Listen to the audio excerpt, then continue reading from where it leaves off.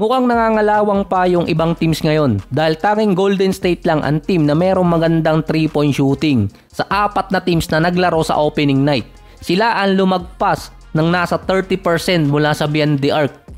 Unahin natin yung laban ng Rockets at Thunder.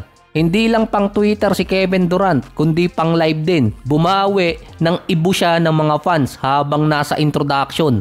Ang Rockets gumamit ng bigger lineup. Mas lalong bumigat ang laro ni Sengun dahil doon. Hindi kasi siya kailangang magstay ng matagal sa ilalim dahil merong Steven Adams na sentro.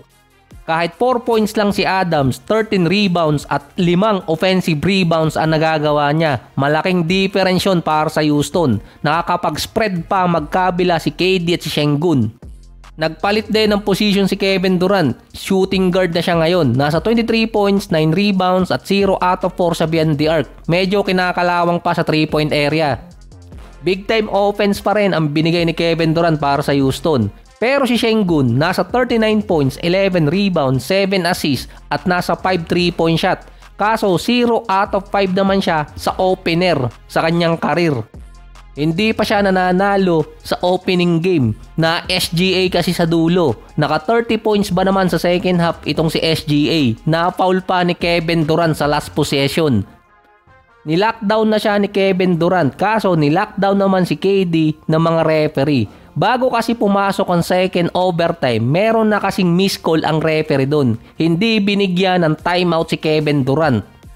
May matitira sana ng at least 1.8 or 2 seconds sa time nun. Kaso, ang paliwanag ng mga referee, walang nakakita nang humingi si Kevin Durant ng timeout. Pero swerte pa rin si Kevin Durant nung natapos ang first overtime na hindi siya nabigyan ng timeout dahil kung nakita ng referee yun, technical lang ibibigay sa kanya. Free throws naman yung para sa Thunder. Tabla yun sa 115. Parang imposible na hindi nakita ng referee na humingi ng timeout si Kevin Durant dahil merong malapit na referee sa kanya at nakatingin sa kanya mismo. Visible yung hand signal ni Kevin Durant. Malamang ghost timeout yung nangyari kaya nagreklamo na lang din yung coach ng OKC. Kinall out din ni SGA sa postgame interview na na-miss call ng referee na hindi nila binigyan ng timeout at technical si Kevin Durant. Parehas lang din naman silang napaboran nun. Kaso parang nabawi ni SGA yung miss call kay Kevin Durant ng first OT kasi nabigyan siya ng foul at free throw sa dulo. Kaya nanalo doon ang Thunder. 125 to 124 para sa OKC. 35 points, 5 rebounds, 5 assists para kay SGA na meron 10 out of 14 sa free throws. Si Holmgren naman 28 points at 7 rebounds. Si Jalen Williams merong wrist injury na wala pang timeline kung kailan siya makakabalik sa lineup ng Thunder. Si Amen Thompson naman nawala sa game, hindi na nakabalik dahil sa calf injury. Nasa first overtime yun, nasa 18 points, 4 rebounds at 5 assists. Masyado kasi di umanong intense yung game kaya na-injured si Thompson. Pero base kay Coach Ime Udoka, nagkaroon lang ng cramps or pinulikat si Thompson sa game kaya hindi na nakabalik. Minomonitor siya until next game versus Detroit kung sakaling okay na yung injury niya. Kung sakali din naman, ang papalit sa kanya bilang point guard ay si Richie Pard or si Aaron Holiday. Pero sinabi na kasi dati ng mga scout habang nasa preseason pa lang, hindi kakayanin ni Thompson ang siya na ang playmaker tapos siya pa ang perimeter defender. Siya kasi ang first line ng offense at defense ng Rockets. Ang Golden State naman versus Lakers, ganun pa rin, small ball lineup ang ginamit ng Warriors pero at least nasa starting unit si Kuminga kasama si Butler. Yun naman ang sinabi ni Steve Kerr dati, expected minutes restriction pa para kay Butler pero tinodo na sa game 1. Nasa 31 points, 5 rebounds, 4 assists, 16 out of 16 mula sa free throw area. Nag-ala SGA di umano si Jimmy Butler sa pagkuha ng free throws pero pinagkaiba nga lang daw di umano ni Butler. Magaling lang siyang tsumempo. Si Steph naman naka 24 points at 3 out of 9 mula sa beyond the arc. Ginagawa ngayong screener si Steph. Ini-ignore ng defense kung sino man ang may hawak ng bola. Kaya ang gagawin din ng depensa, susundan si Steph dahil aakalaing sa kanya ipapasa yung bola at minsan dinodouble team pa. Kaya nagkakaroon ng open shot si Butler sa loob.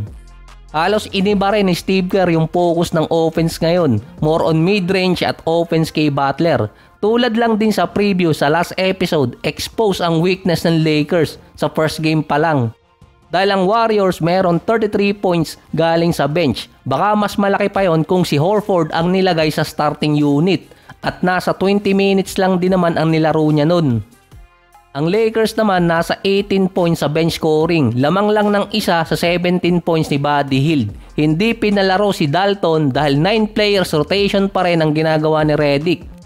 Kahit ang Warriors kinakain na ang Lakers sa 3-point area na merong 17 out of 14 na nasa 42%. Hindi ipinasok si Dalton nun kung kailangan pa nga nila ng 3-point shooter. Meron lang silang 25% mula sa beyond the arc, 8 out of 32.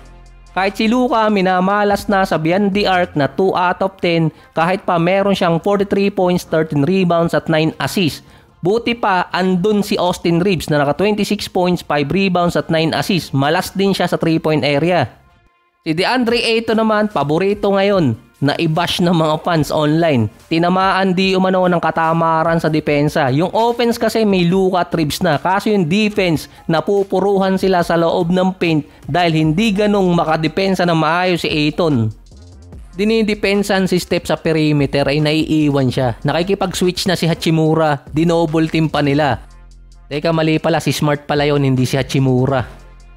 Buti andun si Luka sa ilalim, kundi easy 2 points kay Horford. Buti pa nga si Draymond consistent eh. Technical agad, first game pa lang. Hindi naman kasi problema si Ayton eh. Expected na ng iba yun eh. Ito yung problema dyan kapag lumala yung injury ni Luka. Dahil di umano nagkaroon ng groin injury si Luka noong third quarter na nakalaro naman siya hanggang katapusan ng game. Kaso napansin ng isang doktor na iba na ang galaw ni Luka, hindi na katulad nung mga naunang quarter. Hindi pa naman concern ni JJ Redick ang workload ngayon ni Luka. Dahil matagal pa bago makabalik si LeBron. Ang problema doon, kung maglalaro siya ng mahigit 40 minutes or kaya mahigit 38 minutes per game, malamang ma-injured talaga si Luka nun. So wala pa namang officialing nilalagay na report ang Lakers tungkol sa injury ni Luka. Base lang kasi yon sa observation ng isang doktor.